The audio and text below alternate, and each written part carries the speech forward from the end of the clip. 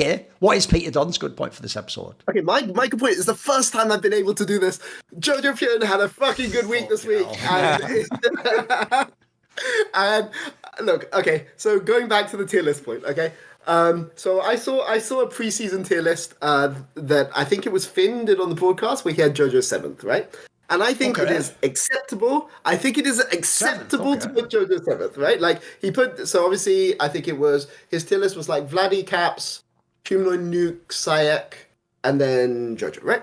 And I think that there is a world where it is acceptable to put JoJo 7th, right? Which is, you think that the job of a mid laner is to just be safe, is to farm up, is to like do a job, right? Like it's you want Bjergsen, right? Like yeah, that's it, right? Like if your ideal mid laner is Bjergsen, okay, then fine. It is acceptable to put Jojo 7th. The reason I have Jojo much higher is because I think he goes for really high risk opportunity things, a bit like humanoids sometimes.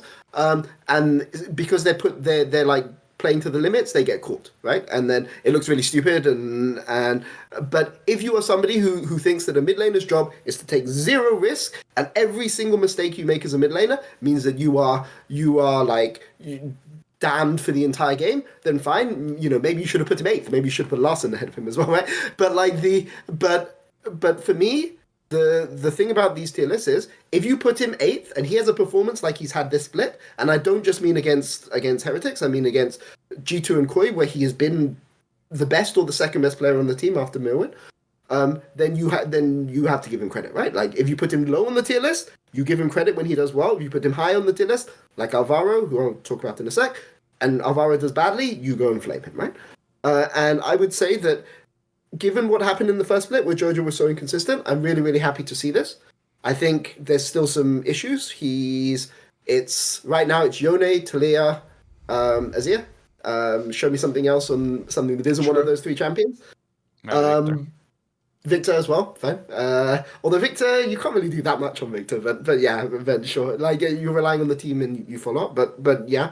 But I agree. But the problem is that the rest of the team has been so much less consistent than last split, and you know, I think the fact that they should have beaten KC. They were so far. They were 8k gold ahead against KC in game 3, and they should have been able to win that. And KC was the team that always demolished Mad. That always demolished Koi, Mad Koi, last split, and they found the solution for KC. They got one game against G2, but that was a bit of a happy game from G2. But the point is that the reason why Koi, even though Koi was 0-2 and now they're 1-2, the reason Koi looked better than last split is because his individual play. The reason they don't look like a top 3 team is because like Alvaro, who I think is top 2 support in the league, on his day he's having a rough one. He's having a really, really rough split. And, you know, he'll sort it out at some point. But, like, he looks rusty, which is weird, given that they've had a long off-season. I've heard that Melzet is, like, a new father, so he's been taking paternal leave or whatever, right? Yeah. And I know Melzet is definitely one of the guys who takes out the belt, and Alvaro is definitely one of the people that needs the belt. So maybe it's something to do with that. But just to say that, like, it's really good to see Jojo like playing at a high level, and not just in the wins like this week, but in the losses last week as well. What do you think? Yeah, I mean, when even my brother, you know, he was like complaining about Jojo a lot in previous split. When even he comes and he's like, "Oh, finally Jojo is playing good," you know, and then there has to be something to it, because my brother is the biggest hater ever, for those who know, right? But I think it's kind of given, you know, because what people don't realize is, I mean, Jojo he's like the real American player, you know, like he is the NA born raised. He's like, and for him to come to Europe, which is big cultural shock, because I know I've been in NA for 2 years, and I've been in Germany and Berlin for 2 years. So now I know you don't like Berlin, you know. You just don't like it, right? You know, like especially not compared to LA. I was like, oh my god, I would go back to LA yeah, this moment. Like, just give me an NA team, you know. Like Berlin sucks, And then on top of that, you are coming into the team which has Spanish mafia, right? True. Like there are literally 4 Spanish guys and Spanish coach. So there is a lot of, like a different, how to say this, like there will be sort of like a cultural language disconnect, right? And I know even Frescovi beforehand had an issues with it because he felt like kind of out of place, So all that, it's not an excuse, right? You should handle it better, but I understand why he's not like performing to what people would expect of him. Yeah, go on. And maybe now that he's getting more used to it, and he's like, the Spanish mafia is teaching him the vámonos and all the Spanish words, then maybe he's feeling more like a team, and then because of that, he's more feeling more easy and then playing better. He's also managed to piss off the 2 largest fan bases. He pisses off KC by like, what is it? Vladdy is a dog. Like, I don't know it's some dog. I mean, I love this part about him, because like he puts his money where his mouth is, kind of, and he doesn't mind the backlash, So I respect that a lot, and it actually makes the league more entertaining. Oh, definitely. Because like beforehand, you had a lot of big personalities, and nowadays it's like everyone's just focused on playing and not managing their personalities. I feel like it's also a bad job of their agents and all of that, right? But yeah. I mean, he pissed off the C9 fan base. Like, trust me, the C9 fans really want this guy to fail. Like, I cannot. Like, when I go, so obviously, like, I tweet pro JoJo stuff sometimes, and whenever there's a hate comment on those tweets, I go and check the guy's profile, and it's always a C9 fan. Right. It's like 95% a C9 fan, like 5% of the time, like a K-pop fan who's like, they're semi-memeing, right? But like, so he's managed to piss off the largest fan base in Europe, because he's on Koi as well. Like, I mean, I think he would piss them off just by being on Koi anyway. And he's managed to piss off the largest fan base in NA, and he just doesn't give a shit. And it's really, really funny.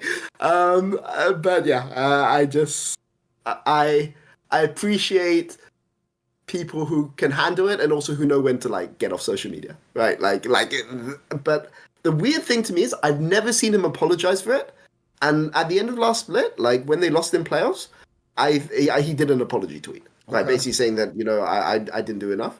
And like, in a sense, this is, maybe it's trying to deflect something, but it's also like, if he came to this split and was shit, then that apology would mean nothing, right? But clearly he went away and worked really, really hard in the offseason. It's really, really obvious to see, right? And so even then, fine, okay? Like, you do an apology tweet, it's the first time he's ever done one, right? But back up your words, right? Don't like, apologies, words are cheap, right? So back it up, and he's done that so far, right? So that's good to see. By the way, that even takes talent. That's how you know he's like a world-class heel. Because actually, generally, I found C9 fans are some of the most chill in esports, actually. They're not even usually the ones, like... By the way, they let Fudge have like 1 million splits before they turned on him. I know everyone knows at the end they were like, no, they will ride with a bunch of people, like to the bit sneaky. They'll ride with people to the bitter end. So the idea he's pissed them off is pretty impressive. Also, I actually agree with you, Peter. I'm almost certain it's because he actually understands. He has the superpower that no one else has. Basically, in Blade was the Daywalker. He was a part vampire, but he was part human, and he said he had all of their strengths and none of their weaknesses. Like, he didn't die in sunlight, right? Normally, if you're a trash talker, the problem is you then also read everyone else's trash talk to you and get depressed if it's really horrible. I can tell this guy does that thing where he either clicks like, turn off notifications for this tweet thread, or he just turns off Twitter. Because all I'll tell you is this, Peter, I was like low-key actually shocked he accepted my Reflections interview, because I've flamed the fuck out of this guy on some shows over the years. Like, I've made it sound like he's just a bot for the coach, or well, look, obviously, when you have inspired control, I've done all that shit, mate. So the fact that somehow, either he doesn't care, which is fucking insane. Not many players have thick skin like that, or he just literally never saw my tweets, and so he just goes, oh, cool, Thorin's asking me for interviews. Like, well, cheers, mate, thanks anyway. But I will say I agree, because I agree with also what Nightshare said.